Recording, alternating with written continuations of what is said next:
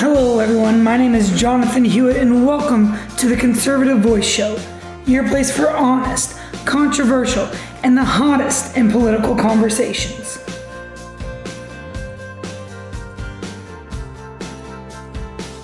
Alright guys, so a lot happened over the weekend. Welcome to the Conservative Voice Show and I'm Jonathan Hewitt, as I said. But anyway, so a lot happened over this weekend. And we got a lot to talk about. So first, the Democrats and the media still remain silent after the Mega Million March was attacked by BLM and Antifa groups. You have a new vaccine comes out that could shake some things up, and Nancy Pelosi and the rest of the Democratic Party continue to be worried about their House majority. This and a lot more on today's show. So before we jump into the show, I'm kind of going to vent something a little bit. And it just goes to show, even low-level, podcasters and, people who talk about politics and conservatives still are being censored. So it's not just, a big tech problem. So let me tell you guys. So I created a TikTok for the show. And so I post things on there. If you don't already, which I'm sure you don't, go over, follow that at the Conservative Voice Show. I'll link it down below just the same. But I posted a video of the gentleman being attacked in the streets of DC. And we are going upwards of 100,000 views, almost 2,000 likes, over 400 plus comments, which isn't terribly low, but that's a good amount. Especially seeing it was only up for about 6 or 7 hours. Well, it got taken down because it violated some community guideline. Well, I go to the community guideline and I read it, right? And it says that you can't post anything that supports violence or self-harm, but you can raise awareness of those things. So nowhere in that video do I condone the actions that's occurring. I'm why is the media not covering this? Because there was no media coverage of it. Well, so I appeal it, and they still deny me the video. And it just leads you to wonder why? Why are you censoring something that can be played on just the regular national news? The video I showed, no one was dying. Yeah, someone got punched in the face and kicked while on the ground, but they would show it on your 10 o'clock news at night. And so it just goes to show that even when you're trying to raise awareness, big tech are going to censor you. And so there's not many places left, besides maybe Parler or wherever we host our podcasts, things like that, that are not just drowned and controlled by big tech. But anyway, so sorry about that little rant. I just wanted to let y'all know that even people as small as me in the world of the media and putting things out to the public, even we get censored still.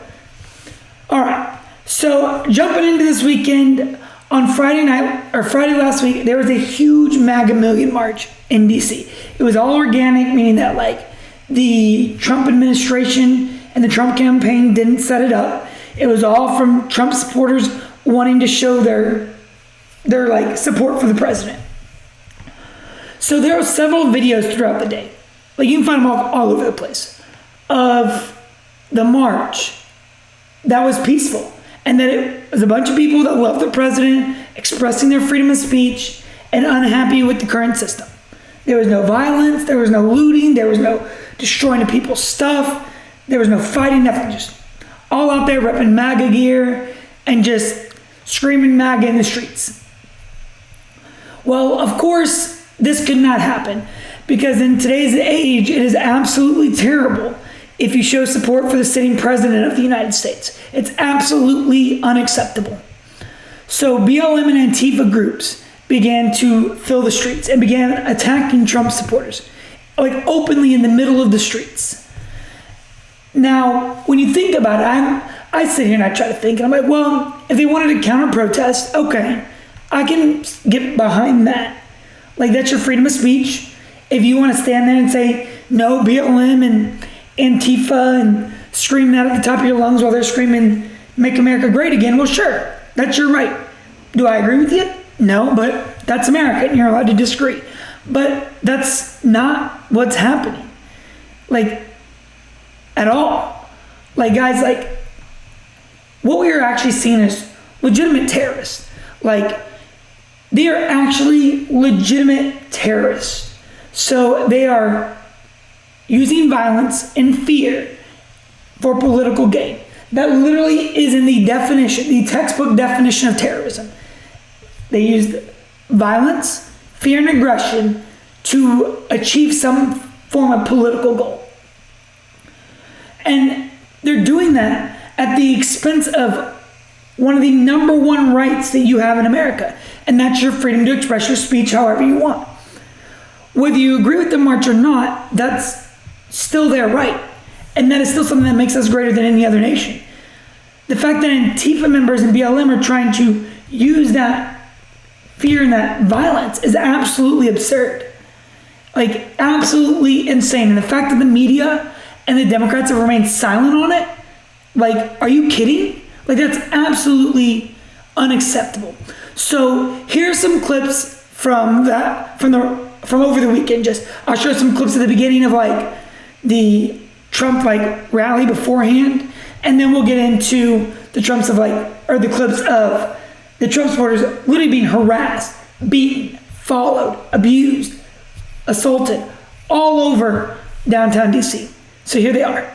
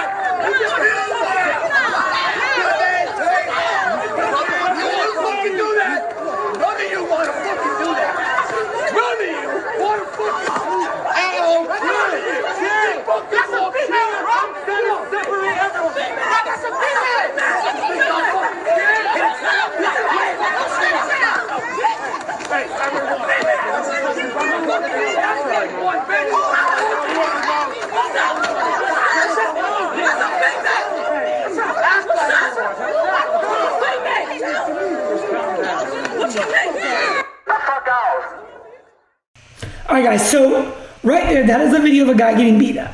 And this is the full clip. I did post a shortened clip that was shared on Twitter, but this is the full clip, and it doesn't look great. It doesn't. But the fact that the guy, all the Trump supporter did was scream at the guy with the megaphone, then get pushed. Then he did push somebody back. And then at one point you can see him trying to walk away, and then he is kicked in the back. And then it goes forward to the later clip of where, the one everyone I'm sure has seen, where the guy gets sucker punched in the back, like from behind, falls, and they kick on him and somebody helps him up. So a lot of people are saying, oh, well, he started it. Okay, maybe. But you could have contacted the authorities if he did indeed start it.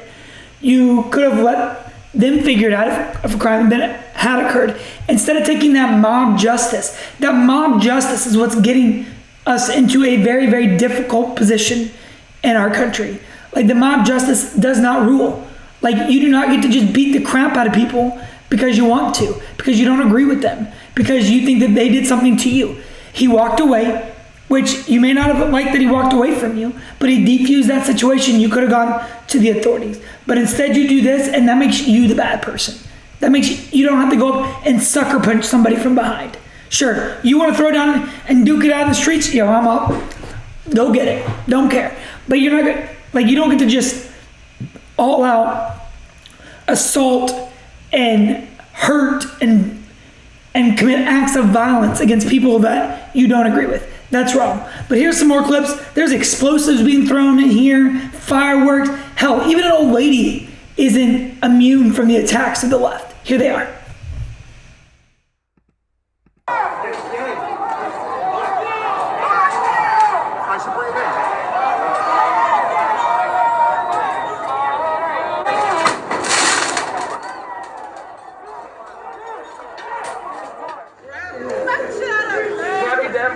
That's it. Didn't grab you. So get it right. Get the flag right. Get the flag right.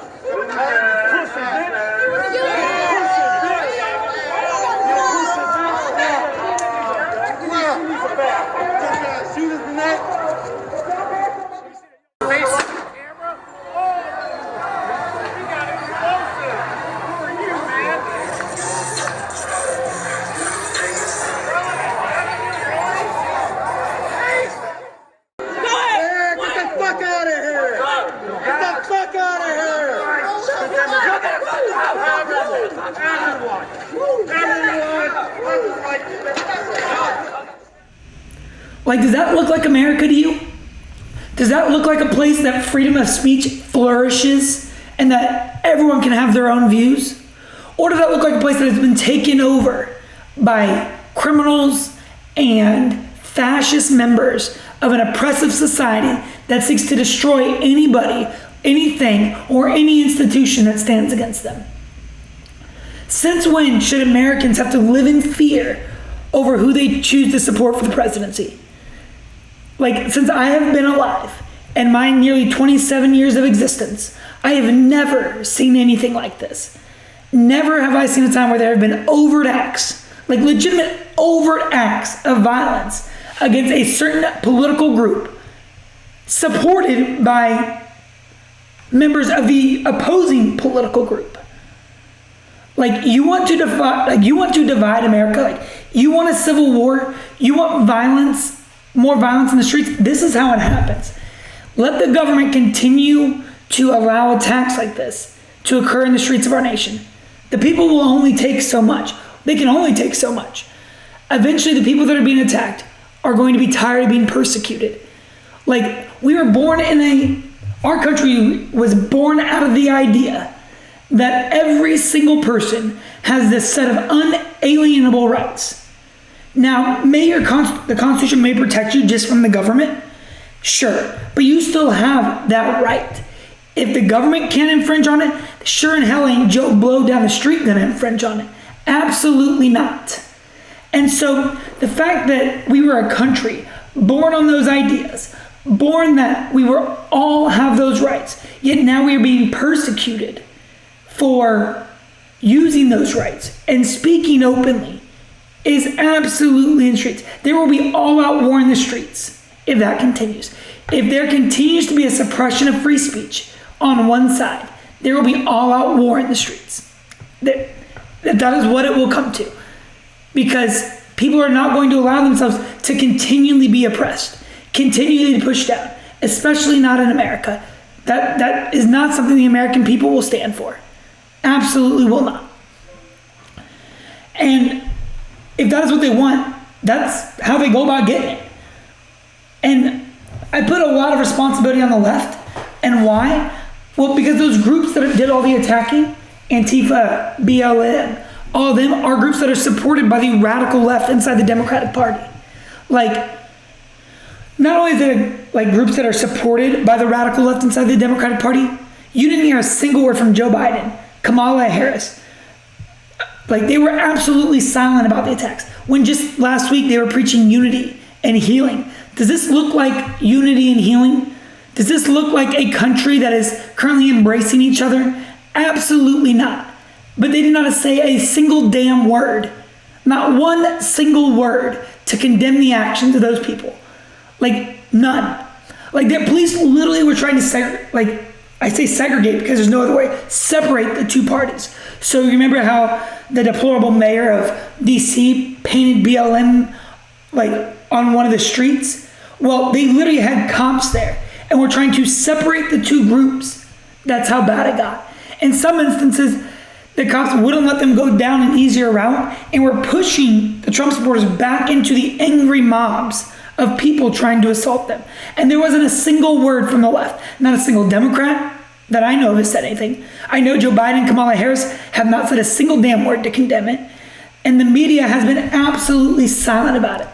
So over the weekend, Fox News regained some sort of decency, I guess, and integrity in my opinion. Because they were the only news outlet that had the assaults on that march either on their headline or were actually even reporting it. They were the only ones that said anything about the event. How in the hell do you have the violence? How in the hell do you have violence in the street of the Capitol in Washington, D.C., and one of the largest marches in history, and not a single mainstream media outlet covered it? CNN, New York Times, Washington Post, none of them were running a headline about the violence.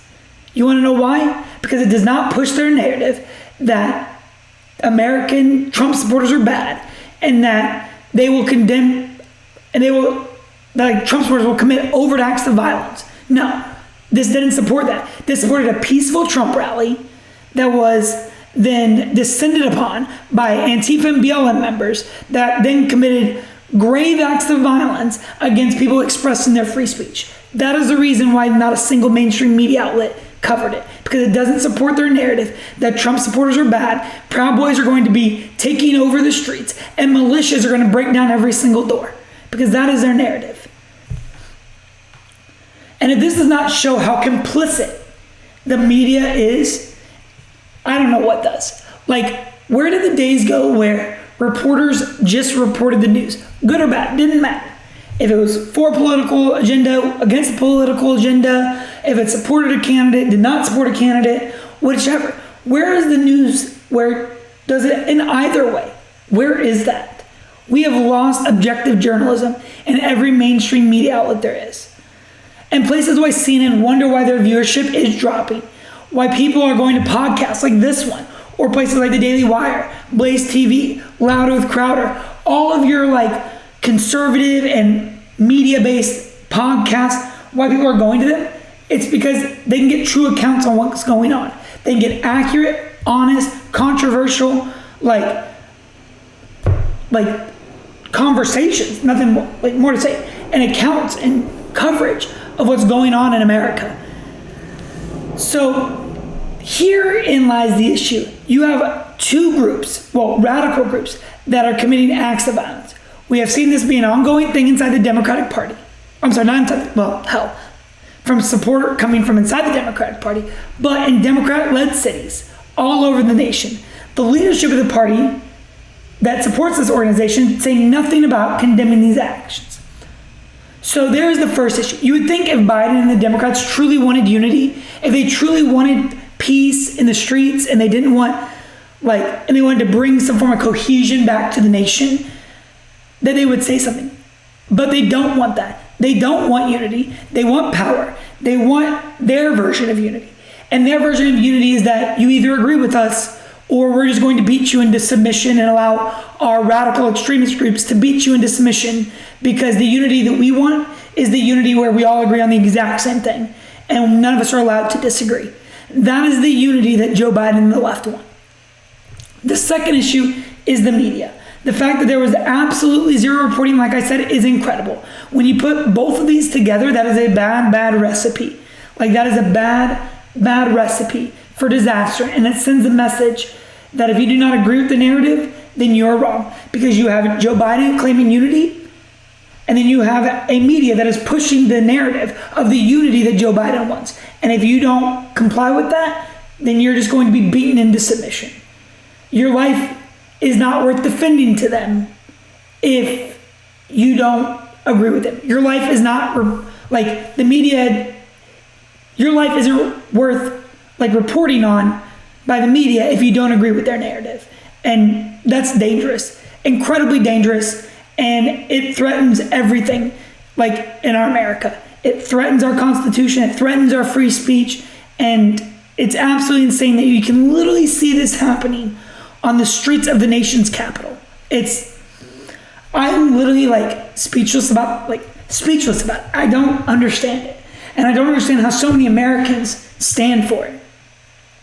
All right, so on to the coronavirus, lockdowns, and the vaccine, right? So states like Michigan and Oregon, the governors have imposed some of these strictest lockdowns since it all started.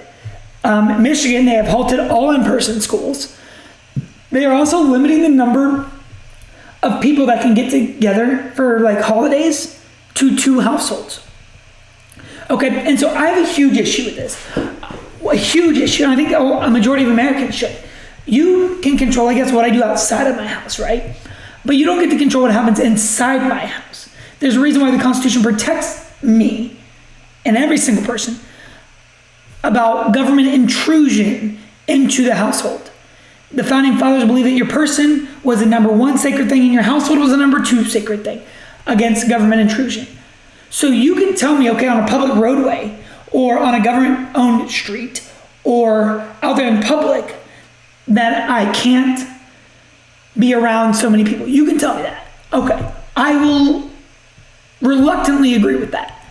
But you don't have the authority to tell me how many people I can have inside my household. Absolutely not. And not to mention that, let's not forget that the Congress, like the houses of Congress, are having this huge banquet, or at least they were. I don't know if they canceled it because there was huge outlash against it, because they were going to have this huge banquet. And they said, oh, the tables are separated. You're going to have 400 plus people in a room separated while the American people cannot have Thanksgiving with their loved ones. That is some like Marie Antoinette kind of shit right there. Like, you can do what you want and eat healthy and get fat and everything like that, but the American people are left to like starve, and that we're not even allowed to like have Thanksgiving with our family. That is absolutely hypocritical, and it's absolutely absurd. Oregon has also halted all gatherings indoor to nothing greater than 6 people. So Nancy Mendel tweeted something this weekend, which is absolutely true. It said, the lockdown absolutists think those of us who aren't are idiots, who don't believe in the virus. I believe in it. I know dozens of people who have had it. I recognize the risk. I will not destroy our society or hide inside for over a year because I am afraid of it. And this is absolutely correct. Like, for me, for instance, and my wife, I know the virus. I accept the risk that comes with it. But I am not willing to destroy the American way of life, the American institutions, or the American people over a virus that has a 99.98% survivability rate if you're a healthy adult. I'm absolutely not willing to do it. Like, not going to do it. So as governors impose those stricter regulations and they prepare for the holidays, there is some good news. And I will say there is some very, very good news coming. So Moderna, which is another like pharmaceutical company that's been researching COVID, they've been working on a COVID-19 vaccine that has come forward stating that they have a vaccine that is over 90% effective. In a report from Fox News, it says, Moderna said its vaccine appears to be 94.5% effective, according to preliminary data from the company's still ongoing study. A week ago, competitor Pfizer Incorporated announced its own COVID-19 vaccine appeared similarly effective, news that puts both companies on track to seek permission within weeks for emergency use in the United States.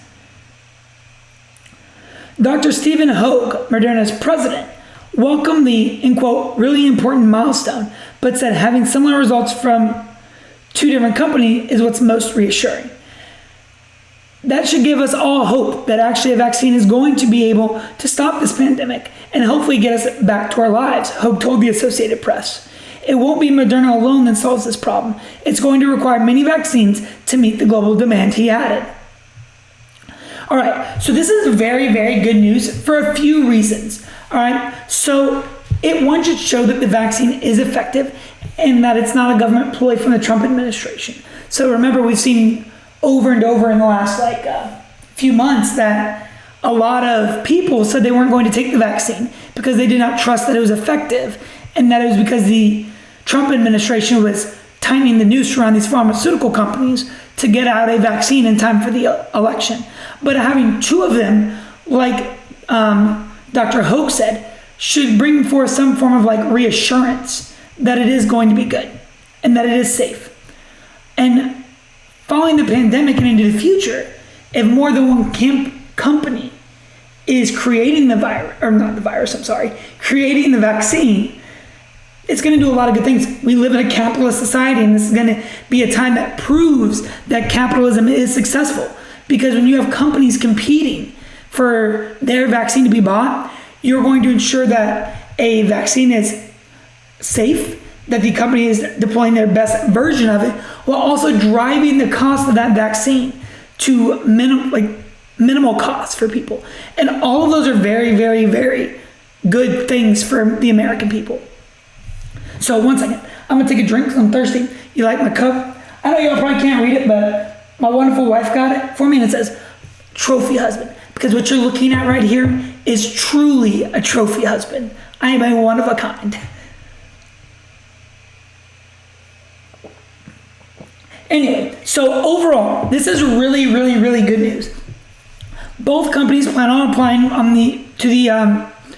for permission to begin emergency distribution of the vaccine. What will be interesting to see is how many people will actually take the vaccine. I also think it'll be interesting to see how Biden and his campaign, if he is elected, and his administration, if he is elected, administer the vaccine, especially seeing that he held so much reluctancy in the debate, saying that he would support it if it was safe and tested. So I wonder if he considers this to be safe and tested. But speaking of vaccine distribution, the governor of New York, Andrew Cuomo, has set out to state that he is going to sue the White House if they refuse to give his state the vaccine, which, of course, Trump never actually said that he was going to withhold the vaccine from New York. What he was saying is that he can't give the vaccine to them because the dumb rule Cuomo put forward in September. So in a report from Politico, Governor Andrew Cuomo is promising to mobilize an army to ensure that the black and brown New Yorkers have equal access to any coronavirus vaccines, and threatened a lawsuit against Trump's administration if its distribution plan isn't overhauled to make that possible. Okay, so to kind of put this in context, Politico continues saying, this is the latest salvo in a months-long feud between Cuomo and the White House about its vaccine distribution plans. On multiple occasions during the fall, the governor accused Trump of not actually having such plans. And he also reportedly raised the possibility that vaccines might be rushed by the federal government without proper vetting. So here we're about to get to the point of what Trump was making. And I'll play the video clip here in a few minutes of what Trump actually said. But anyway, Politico says he established a state task force in September, talking about Cuomo, that he said should have the authority to review any FDA decisions before vaccines are distributed in New York. Trump gave Cuomo the authority he was looking for in a backhanded way on Friday. And quote, Governor Cuomo will have to let us know when he's ready for it. Otherwise, we can't be delivering it to a state that won't give it to its people immediately. 100% true. So Cuomo's saying that Trump is refusing to give it to it. But here's the clip of Donald Trump actually saying that he's just waiting for Governor Cuomo to enact his task force to allow it to come to a state because Governor Cuomo enacted this really, really stupid policy. Here's the president. He doesn't trust the fact that it's this White House, this administration, so we won't be delivering it to New York until we have authorization to do so. So the problem with what Cuomo's saying is that Trump is not saying that he's not going to give New Yorkers the vaccine. He never once said that. What he's saying is that Cuomo put that really stupid rule in because he's afraid that the FDA and the vaccine companies are going to feel pressure from the president and about creating a vaccine. And so he wants to have them independently evaluate it. So Trump threw Cuomo the power that he wanted and allowed him to flex. And now Cuomo's trying to blame that on the president. I think it's funny to hear the guy that put COVID positive patients back inside nursing homes talk about equal treatment for all and how much he cares about the healthcare and the well-being of New Yorkers. If you actually cared, you would not have put COVID positive patients back inside nursing homes into the vulnerable population. So get out of here. So what does all of that mean, in a nutshell? Well, what I think it means is we're on the right track. It means that hopefully at the start of the new year, maybe in the first quarter of the new year, we'll get back to some form of normalcy. People can become vaccinated. We're already starting to trend at, even though the positive cases are trending upward, the hospitalizations are trending downward. So we're already starting to see that downward trend of hospitalizations. And so hopefully what that means is that we can start to get back to some point of normal. Back to what we all once knew as normal. Back when we could go to steakhouses and not have to worry, go to concerts, go into, hell, you can walk into a Walmart and not have them sanitizing a cart and click counting how many people go into the store. That will have some form of normalcy back in America. That is what I think is really, really good. And it's something that we are on what seems to be a good projected path of that. All right, so over the last week, you've heard me talking about the problems inside the Democratic Party. Well, they're it's like a pot of noodles on the stove, right? It's boiling. And when you watch it, as it starts to boil over, it kind of just stops and hovers there, it doesn't just immediately just start boiling over. That is where we're at in the Democratic Party, is that the internal workings of the party have begun to cause friction and fire, and it's starting to boil. The tensions are starting to rise, and we are at the top of that pan. Like things are about to boil over. So there's some more unrest in the Democratic Party this week about the potential cabinet members being chosen by Joe Biden. And you heard me talking last week about how like Elizabeth Warren and Bernie Sanders and people like that were talking about the potential of going and being a cabinet member for the Biden administration. The Democratic leaders are nervous. They're really, really nervous because right now they're holding 219 seats in the House. 218 seats are needed for a majority inside the House. So let's say that Republicans take the remaining seats. Let's just say that. I don't know if it's true, but we're just going to like hypothetical here. So if the Republicans take every other seat in the House, that'll put them at a 219 seat majority in the House. They cannot afford to let any members leave the House then. They can't afford to lose seat members. So let's say that Sanders and Warren both go. That reduces them to 217 seats in the House, which isn't enough to take a full majority in the House of Representatives.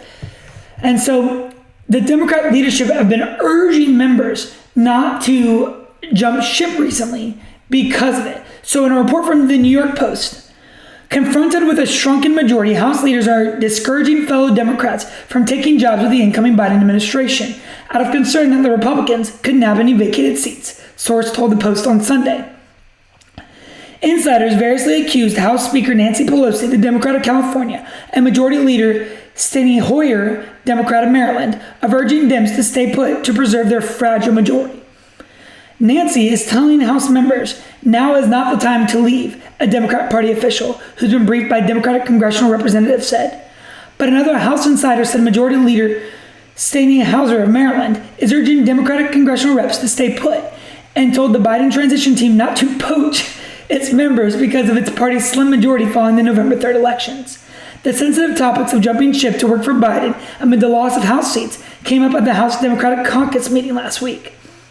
And quote, it's not helpful to talk about that, as Democratic leadership reportedly said on the call regarding House Democrats wanting to relinquish their seats and work for Biden. The feeling is, don't make rash decisions about going to the administration without first considering consequences to the caucus, a Democratic insider familiar with the call said. So I almost can't like help but like laugh just about like the whole situation, right? Like you literally have like these are the same people that a month ago was talking about how there was going to be this huge blue wave and that the Democratic Party was just going to sweep through and take over the nation by storm. That there's going to be this huge blue wave and the Republicans don't stand a chance, right? Well, now they're begging their party members not to leave, not to go to a cabinet position because they're concerned about their loss of their majority. Like, that is absolutely funny. Like, it's so funny how fast they like flip, like this right here. Like if I had a coin, like this pin, right? So this pin right here, that's how fast they change their minds. Like you can, by the time I'm done recording this podcast, they're going to have some other freaking ridiculous statement about their House majority and how it was stolen from them, or how they can't believe that Republicans perform so well, or that they don't claim responsibility, which, speaking of claiming responsibility, AOC is still not taking ownership for any of the loss. None of the squad members are taking responsibility for any of the loss of the House majority. Hell, Pelosi isn't even taking responsibility. Pelosi's taking responsibility for them being able to maintain the majority in the House. Like, are you freaking kidding me? Like, how? I don't... Like, I read the news, and I read it every day, and I read lots of things, Associated Press, CNN, New York Times, all of them, right? And it's just, I don't understand, like, you literally have these people who have been in, like, politics for so long, the people that represent America that can't claim responsibility for their own actions, all right? So in an article by Megan Hennigan, Fox News, the Honorable Representative Alexandria Ocasio-Cortez still fails to take any form of responsibility. So during a virtual town hall meeting, Fox reports, Thursday night, a constituent asked Ocasio-Cortez, the Democrat from New York, to weigh in on Democrats' spate of down-ballot losses in 2020 election. So you know, of course, the loss of the House majority is just extraordinarily upsetting to all of us, Ocasio-Cortez said. It's upsetting to all of us who are invested in having a Democratic majority so that we can expand health care, so that we can raise wages, so that we can protect the working people. Okay, first of all, get out of here. Like, take that bullshit somewhere else. Because You are not the party of the working people. You absolutely are not. And yes, so you do have an interest in expanding healthcare for all because you're a freaking socialist and you want to push your socialist regimes. And that socialist policy is what lost you the election and what lost the House the majority. Well, not her the election, but lost the election for the House majority. Was like, you have your own caucus members telling you that those form of like rhetoric is the reason why they almost did lose, or that so many seats were lost in the House. You continue to press them. The American people do not want socialism. Like, lady, learn from your mistakes at least, if not for yourself, for the American people. Anyway, Democrats had a 35-seat advantage in the House before the election, but after a better-than-expected performance by down-ballot Republicans, the majority will shrink by at least 7 seats, making it one of the thinnest margins in decades. Like, lady, when are you going to learn? Like, all this comes, right, after, you remember that, like, family meeting they had the Thursday after the elections, when the moderates in the Democratic Party called out, like, the Squad, AOC, people who wanted to support defund the police, take a knee, all of those things in the socialist agenda, like, that they were costing them the election. Like, okay, if you don't want to admit that you're wrong because you have some form of, like, ego problem, get the hell out of Congress. 2, don't go attacking your own caucus. That's not going to do you any damn good. Like, your own members don't even agree with you. Like, the majority, I would say, of your members and the majority of your voter base do not agree with you. But it's the radical left that agrees. Like, learn, lady. Like, just learn. So there's actually a really, really good story, and I'm actually super excited to, like, share this with you. Actually, really excited. So the Republican Congresswoman-elect Victoria Spartz puts the socialist agenda on blast. So Victoria Spartz, she moved from socialist Ukraine about 20 years ago, where she became a citizen and ultimately ran for Congress and then won on the Republican ballot in Indiana. And so she speaks about the terrible, like, she went on Fox News and she spoke about how terrible socialism is and, like, what happens when it runs out of money. So here she is. Believe in socialistic utopic ideas the Democrat Party is now promoting. So women believe in future of their children. They care about good economy, job, education, public safety, having good health care, and they trust that Republican can deliver it. So I'm very honored to see that, but that is that is a testament to that. I grew up in socialistic country. It actually was, Socialistic Republic of Ukraine. I was saying, in my 42 years, I grew up in socialism. I saw what happens when it runs out of money, and it's not pretty. And now I came to America 20 years ago with a suitcase after meeting my husband in a train in Europe, and he is a raisin-born Hoosier, and now we're building socialism. I'm kind of going full circle, so I can tell you what is going to be next. It's very sad for me to see that. And that made me, as a mother of 2 daughters, it made me get involved and do something about it, because that's not very good for our country. And this is so true, like, right here. Like, this is, like, I am so happy. Like, I'm happy that that she immigrated legally. I'm happy that she became an American citizen. I'm happy that she ran for Congress. And I'm happy to see that she is going to be in the Republican ticket and in the Republican Party fighting against the radicalization of the left. Right? Like, if you don't want to take the, like, criticism of the, in quote, privileged white men in America that disagree with socialism, or the Republicans that we just don't understand, take it from this woman. She is a woman that has lived it, survived it, and immigrated here where she's 100% happy and 100% agrees in the American system. So if you don't want to take it from us that socialism is bad, I would urge you, congressional members, Alexandria Ocasio-Cortez, Ilhan Omar, Rashida Tlaib, Bernie Sanders, all of you that want the movement of socialism to take America by storm, listen to her and listen to her talk about it. What are you going to do when the money ends? When there is no more money to fund your socialist projects, what are you going to do? You're going to enslave the American people? Because I'll be damned. Absolutely not. You will not enslave the American people to socialism. That will never occur. So I'm really happy that she's in Congress, and I hope that she can bring some form of like moderation to like the House, to the lower chamber, that she can bring forth some form of like just like understanding and like reasonableness. So speaking of Nancy Pelosi, just some keynotes.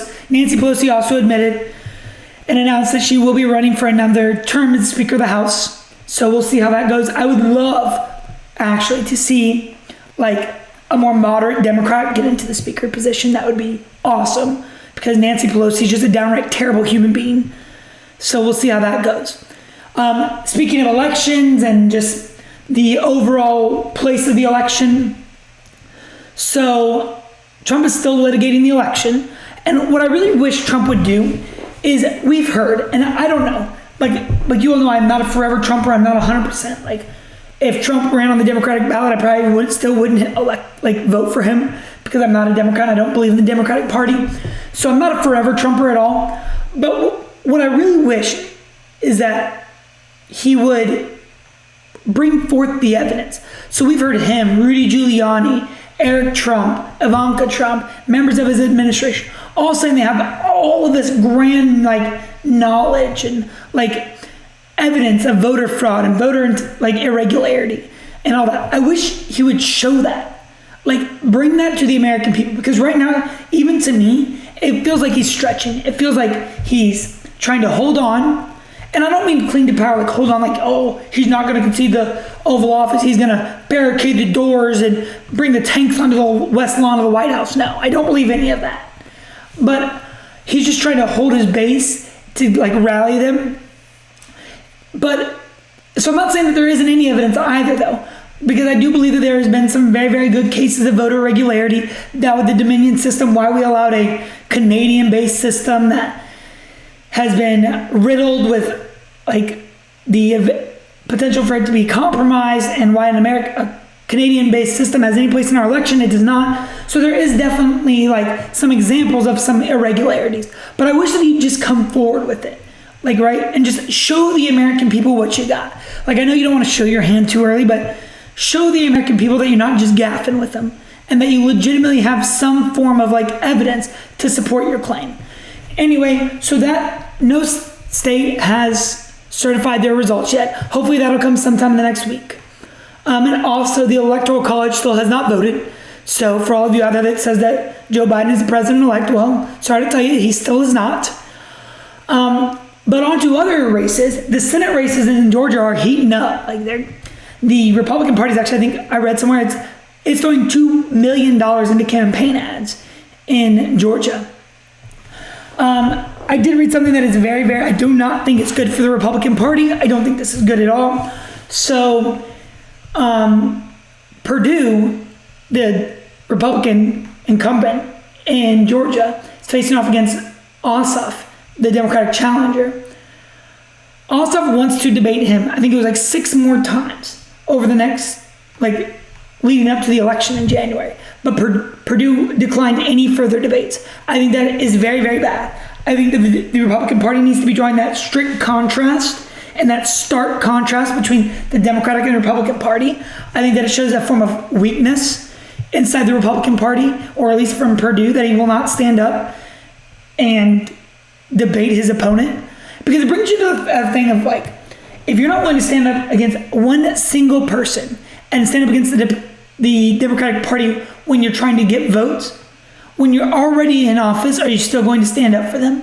What are you going to stand for? And so I think Purdue really needs to think hard about that decision. I think that he needs to get in there, debate Ossoff, draw that comparison, and show the Republican Party and those Democrats that are on the fence that he is the better choice for their district. So, all right, guys, that is all for today. So at the beginning, you heard me talking about TikTok. First of all, don't judge me, okay?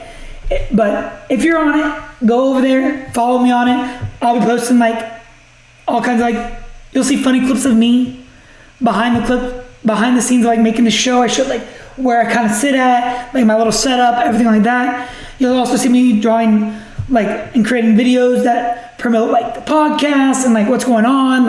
I put up that video clip of congressional elect Sparts on there, things like that. So make sure I'll link it down below. Go over there, follow me. Let's have a good time.